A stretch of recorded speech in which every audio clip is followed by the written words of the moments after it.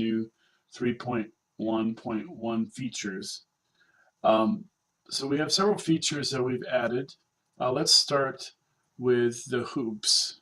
So under the hoops menu, when we set hoops and we add to them, you always have to have one graphic at least on the screen before you add hoops. They get attached to the graphic. So we're going to add 2 hoops. What you notice now is that the hoops have numbers. These numbers indicate which hoop we're talking about. The main hoop with the grid is always hoop 0. That doesn't actually have a number, but the red and green ones do.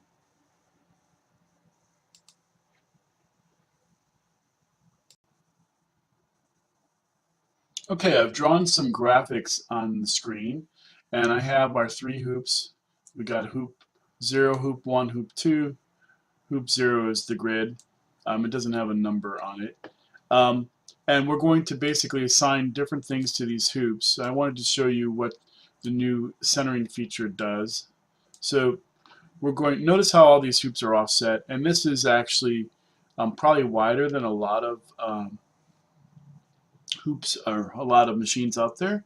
So what we're going to do is we're going to put these 3 objects on different things, and we're going to probably put a crosshairs with just the L shape that we're going to use on all hoops. Now I put that there in the place where all 3 hoops would have this one. Typically this is going to be, we're going to just do an as drawn single, and it's just going to be big stitches. More likely you can just have your machine put a needle impression on one of these.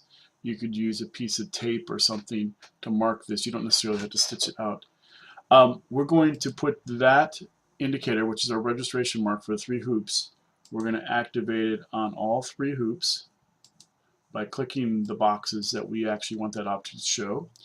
The 3 stars here, that's all going to be on hoop 0.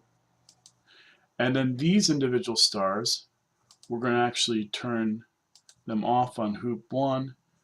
This one here, which is this one, we're going to put that on hoop 2, and then the other one on hoop 1. So you can see that this star, which is this one here, is inside hoop 1. This star is inside hoop 2, which you can't really see the number there. And then these 3 stars are in hoop 0.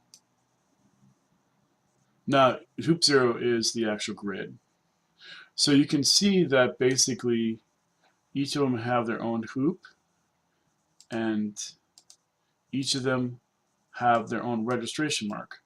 Now there's a new feature in this current version of Embroiderware that basically will center all these objects up on the hoops, so that if we look at the print screen, you'll see that we'll have 3 different hoops,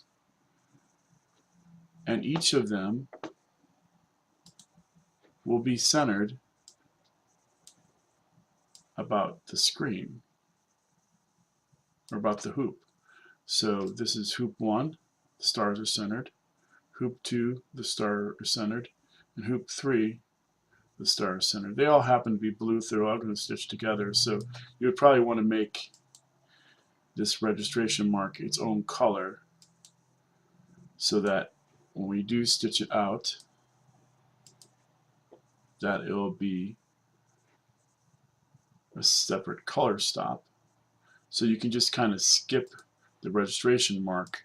You don't want to stitch it out necessarily, but you can use it for alignment purposes.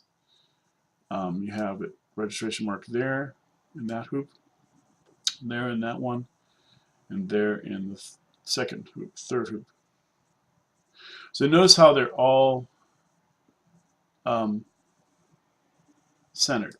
Now, the hoops are square in this case, and if they were not square, if they were wider than they are tall, which most hoops in machines, when they're wider or tall, they actually fit on your machine in a rotated fashion.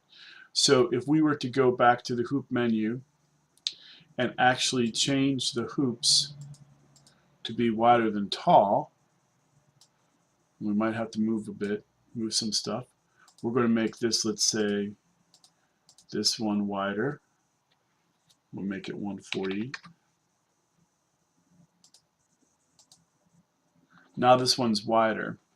Now you can't really tell how this is going to be rotated, but when we go and we actually look at, so these hoops don't have to be the same size. They can be whatever size you want. So you could have 3 different size hoops if you needed to do a stitch out.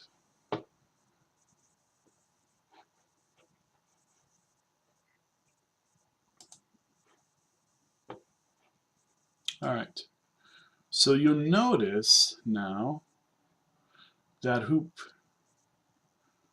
the hoop where the star is should be rotated. So you see all these marks are straight, but here you see this mark is turned. And then this one is upright again. So this hoop is actually rotated. The second hoop is actually rotated because I made the second hoop, which in this case is H1, wider than it is tall.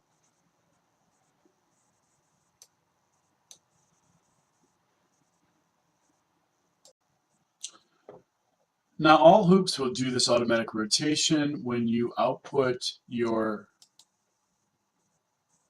different embroidery file formats, except for DST. DST will stay normally as oriented. DST is an industrial format, and you could basically have objects in very large hoops because there's no hoop limitation with a DST format.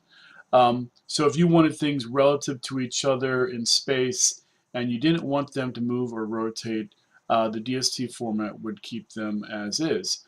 But the DST center all hoops format will actually go ahead and rotate and center things as necessary. Okay, the next thing I want to talk to you about is the new lock types that are in embroideryware. So typically when you draw something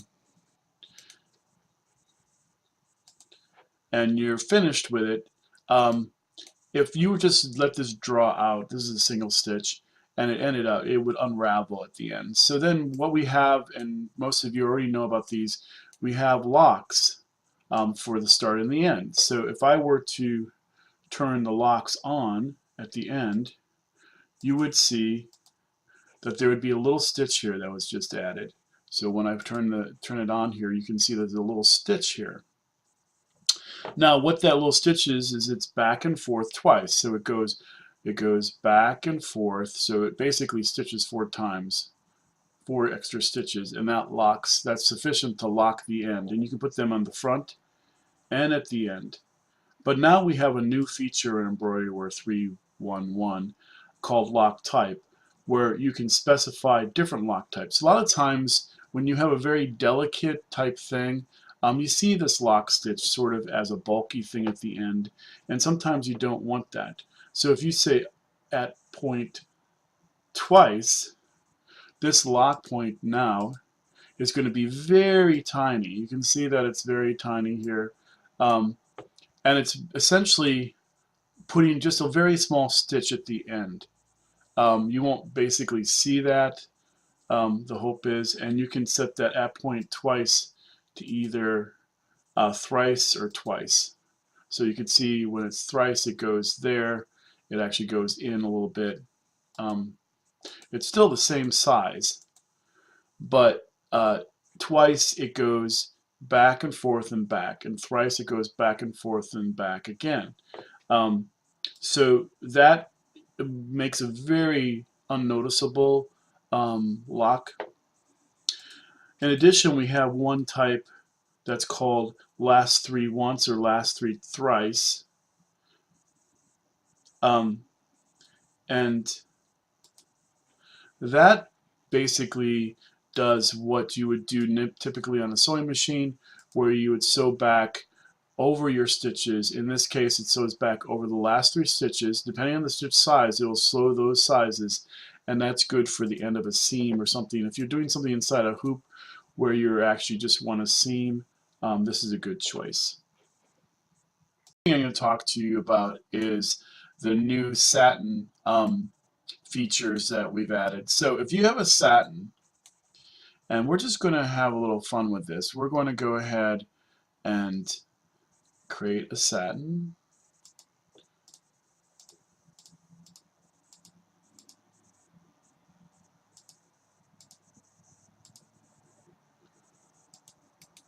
Like that. Okay, so we have a satin. And you notice that typically, I did a manual satin here. These lines are very long. Typically, you don't want any stitches longer than 3 millimeters. Things start flopping around.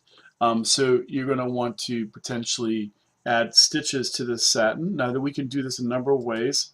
One of the ways we can do it is we can, so we have this feature that applies to most things, add stitches to lines.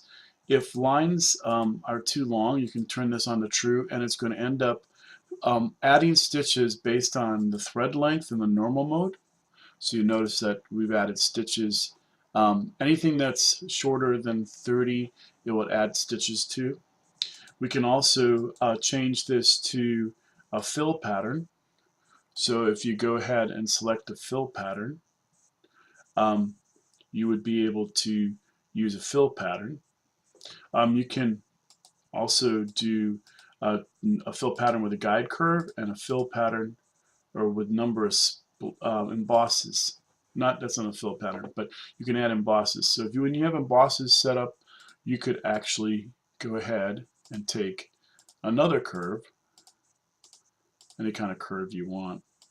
In this case, I'm just going to do something a little wonky. I'll do 2 of these curves.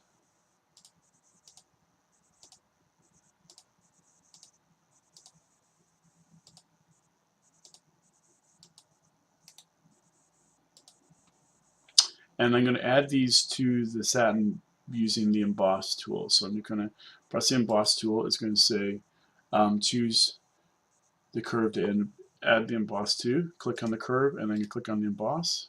Click on the curve, and click on the emboss. And now you can see that those patterns have now been added as embosses. Okay, the next thing I need to talk to you about is satins with a shape curve. So we're going to draw a satin. Just a simple one. And then we're going to draw a curve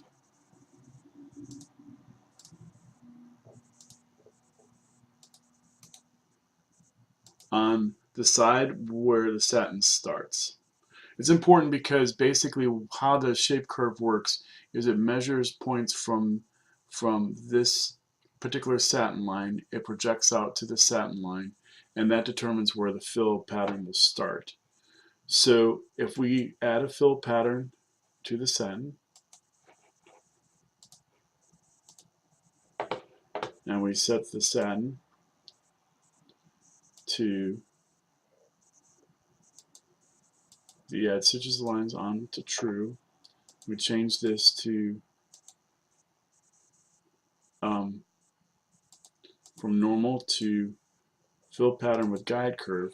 The satin will disappear because we don't actually have a guide curve in. So to add a guide curve, we just add it using the add emboss motif or guide curve button.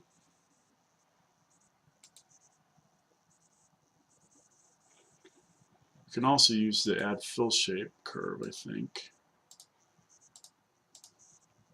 Nope, that didn't work. Sorry.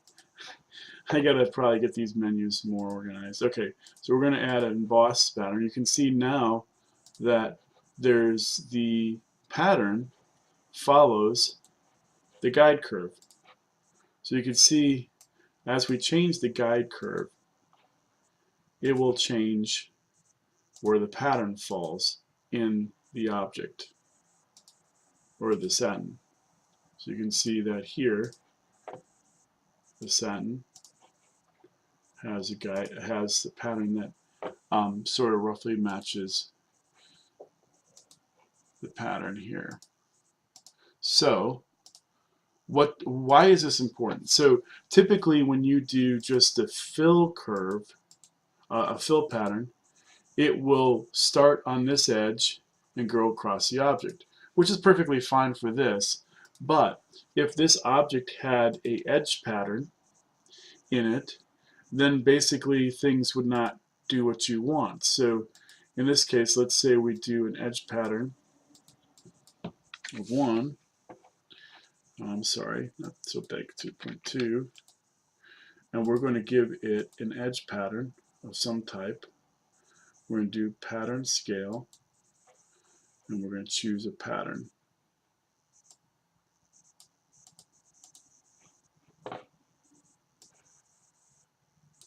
So we're going to choose a pattern, let's say like this. Now watch what happens on this screen here when I change the pattern. You'll notice that the fill becomes kind of strange looking because it's following the edge of the satin. Now, if we didn't want that, we still wanted the edge pattern, we could use the guide curve, add to stitches type, and the pattern would now be back to where it was. But now we have, in the fill, we have the pattern do what we want. So if we were going to go to, instead of pattern, we wanted to do random, we would still have the pattern be maintained. And so that's what's important about the fill curve, or the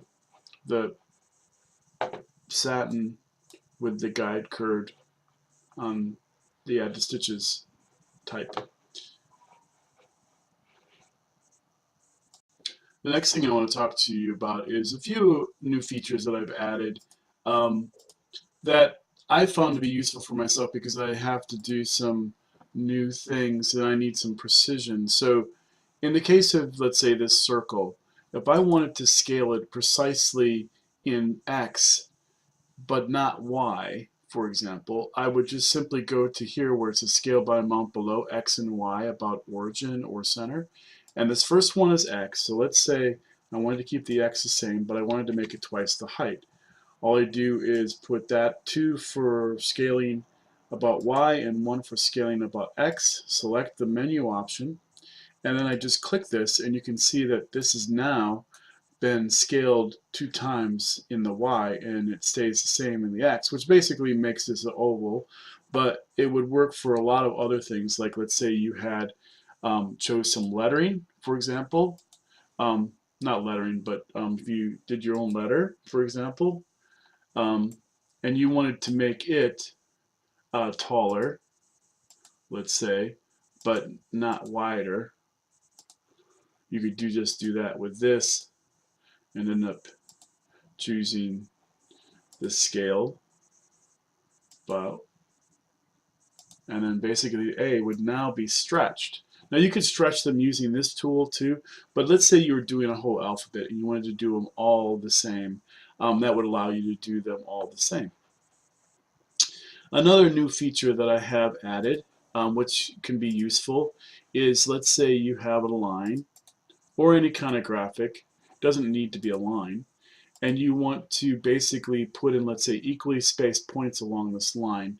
Let's say you want 10 of them, or 9 of them. Because we want to divide the line into 10 segments. We would go here to the add menu, and we can see we have add equally spaced endpoints based on a number below. So let's say we want to put 9 more points in this line. We choose the function, and we choose where we want them to go before, and you can see now equally spaced points are being added to that line. The last thing I'd like to discuss is I reorganized these menus a little bit. I'm not sure that everybody understands, but basically the flow of things goes from left to right. First you draw some graphics, and then basically you modify the graphics with quick menu as well as closing, editing points, etc. each three of these menus is grouped in a very intentional way. This menu here is all about just modifying the points in the graphic, which the points are the things that the endpoints and the control points for the curves are all considered points. Now the curves themselves, the whole entity, the curve, the graphic, is called a curve, and then we have various functions for the curves. So like we have, mirror the curve, etc., and then it generates another graphic. And then, so all these are now under here. I moved some of them from what was in this menu over here because these are pretty much all curve functions, modifications of the curve, just like the point functions are modifications of the points. So we have point functions and curve functions. And then we have add remove. And add remove basically adds and removes certain things. So we could add extra points to the end of the curve. We could delete the points, which is essentially removing. We could delete a line, which is essentially removing a line. We could add more points. We could add a linear pattern, a circular pattern, which is basically adding more graphics. So basically these three menu options are intentionally kind of grouped as editing points, editing curves, or curve functions, and then adding and deleting, or adding and removing things. So thank you for staying with us for close to over 20 minutes of a video. There's a lot of new stuff in the 3.1.1 release. I hope you enjoy it, and hopefully we'll have a new release in about a month.